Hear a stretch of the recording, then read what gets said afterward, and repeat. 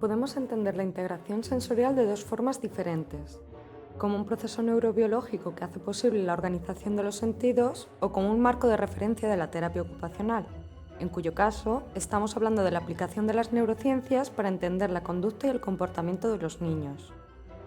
Dicho marco fue desarrollado por la doctora Jane Ayres en los años 60 y desde entonces guía a los terapeutas ocupacionales a medir, evaluar e intervenir a niños que presentan dificultades en su desarrollo. El modelo se centra principalmente en tres sistemas sensoriales: vestibular, propioceptivo y táctil. La intervención trata de proporcionar este tipo de estímulos con el fin de modificar el modo en que los niños con dificultades procesan la información sensorial, para así conseguir que responda adecuadamente al entorno.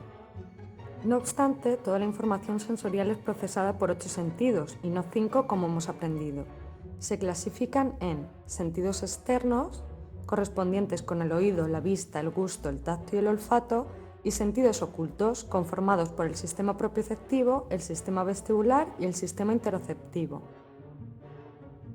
La integración sensorial es un proceso muy complejo que se desarrolla desde el nacimiento y además es automático, es decir, que aunque no seamos conscientes de ello, el cerebro está continuamente procesando la información sensorial a través de la siguiente secuencia: detección de la información sensorial, análisis de los estímulos sensoriales, su discriminación y la conducta final observable a través del comportamiento, los gestos y las emociones. Cuando nuestro cerebro procesa adecuadamente esta información, podemos actuar y responder a nuestro entorno con un nivel óptimo de alerta. Pero los estímulos que recibimos pueden alterar este estado óptimo, lo que da lugar a dos tipos de estados. Infraestimulado son niños que parecen letárgicos y somnolientos, responden lentamente y son distraídos, y sobreestimulados son niños que parecen hiperactivos, inquietos y sobreexcitados. Un estado de alerta óptimo nos informa acerca del buen funcionamiento en el procesamiento sensorial, indispensable para conseguir la autonomía y el aprendizaje.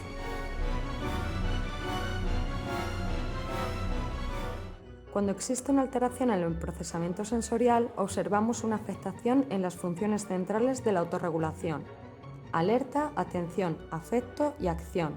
Estos son los llamados trastornos del procesamiento sensorial y se clasifican en 1. Trastornos de la modulación sensorial. Estos trastornos afectan a la intensidad de los estímulos, encontrando dos fases.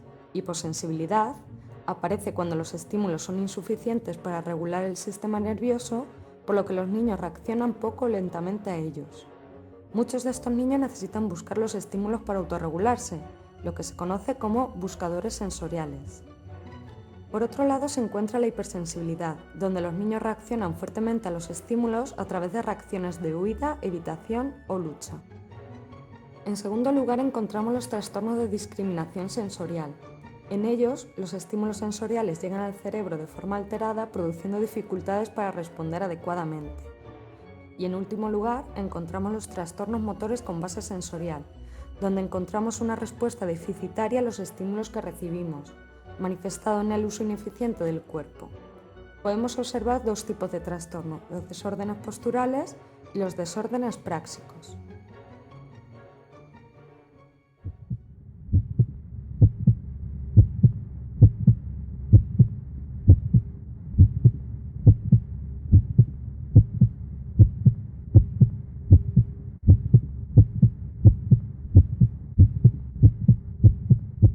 El sistema visual.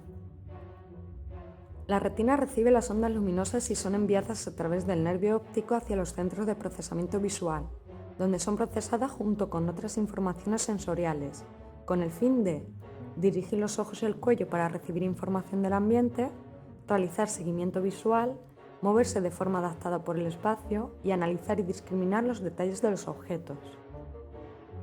Las dificultades en el procesamiento visual afectan a la agudeza y percepción visual y al motor ocular visual. Algunos comportamientos que podemos observar son tropezar con cosas, perderse fácilmente, tienen dificultad con los puzzles y juegos de construcción, dificultad en terminar las tareas, en leer, muestra desinterés en actividades visuales como ver dibujos o películas, entre otros. El procesamiento auditivo nos ayuda a percibir y comprender lo que oímos en el medio, y es una base importantísima para el desarrollo del habla y del lenguaje. Los estímulos auditivos son relacionados con otras entradas sensoriales para darle sentido a todo lo que oímos. Además, también estamos relacionados con el procesamiento vestibular, ya que sus estructuras anatómicas se albergan en el oído. Algunas conductas que podemos observar en los niños que tienen dificultades en el procesamiento auditivo son: se sobresaltan ante sonidos inofensivos, manifiestan reacciones negativas ante sonidos fuertes o inesperados, se distraen fácilmente con sonidos de fondo, se sobreexcitan en entornos muy ruidosos, parecen no escuchar cuando le llamamos, se tapa las orejas cuando hay ruido o tienen dificultades para planificar y ejecutar el habla.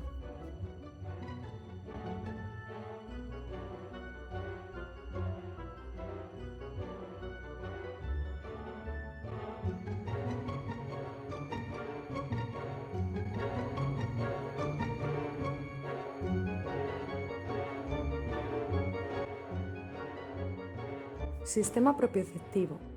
La información propioceptiva proviene de los sensores localizados en los ligamentos, músculos y articulaciones, y nos aporta información acerca de la posición del cuerpo y del movimiento. Además, influye directamente en el desarrollo de la motricidad gruesa y la motricidad fina, el tono muscular, el control postural, entre otras cosas. Un mal funcionamiento en este sistema da como resultado dos tipos de perfiles: niños con hiposensibilidad a los estímulos propioceptivos. Son niños que parecen débiles y su tono muscular es bajo. Se mueven lentamente y sus movimientos son torpes con tendencia a caerse. Presentan, entre otras cosas, resistencia a adquirir nuevos patrones de movimiento, dificultad para graduar la fuerza muscular y sentir el peso de los objetos cuando los manipula. En el segundo perfil encontramos a los buscadores propioceptivos. Estos niños emplean los estímulos propioceptivos para calmarse, sentir su cuerpo o regular otros sistemas sensoriales a los que son hipersensibles. Estos niños buscan actividades de fuerza donde puedan arrastrar, chocar, golpear, saltar o caer. Les gustan los juegos de lucha, por lo que a veces pueden ser tildados de problemáticos.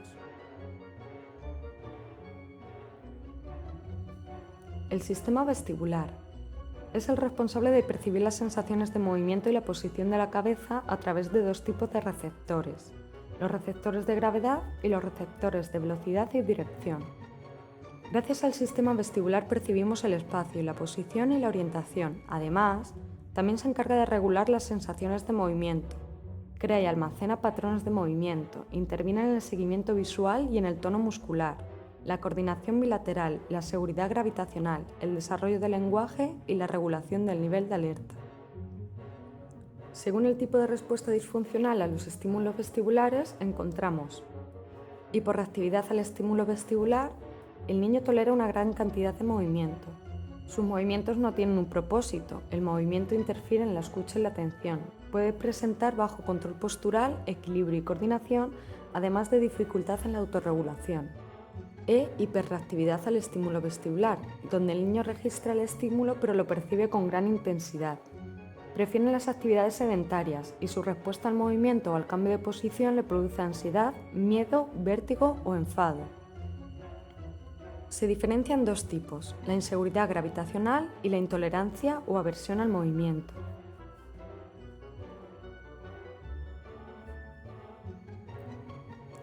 El sistema táctil.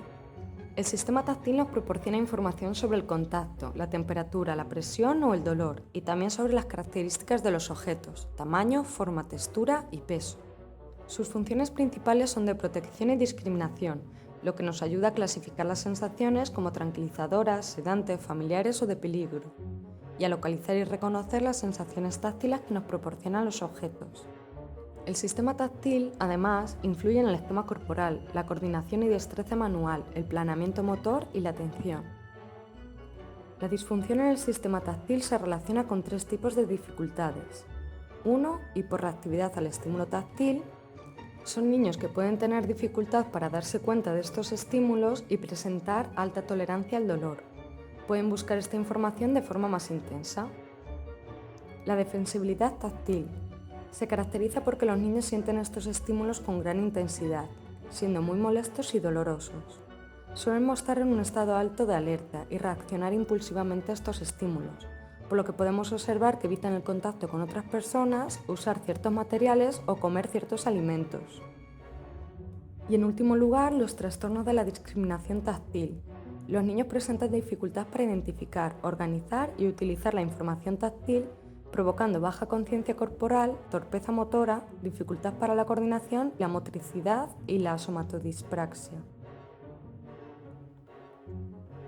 El sentido interoceptivo nos informa acerca de las sensaciones internas de los órganos, como pueden ser la respiración, la frecuencia cardíaca, el hambre, la saciedad, el dolor, etc.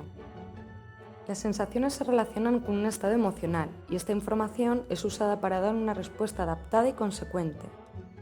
Cuando existen dificultades en el sistema interoceptivo, encontramos niños con hiporreactividad a los estímulos interoceptivos. Se caracteriza por una dificultad en sentir las sensaciones corporales o los estados emocionales, encontrando niños que, por ejemplo, no saben parar de comer, presentan estreñimiento, deshidratación, etc. Y niños con hiperreactividad a los estímulos interoceptivos, donde las sensaciones de los órganos se sienten de forma exagerada, por lo que podemos ver a niños irritados y desregulados a causa de dolores intensos, evacuaciones molestas, miedos específicos, etc.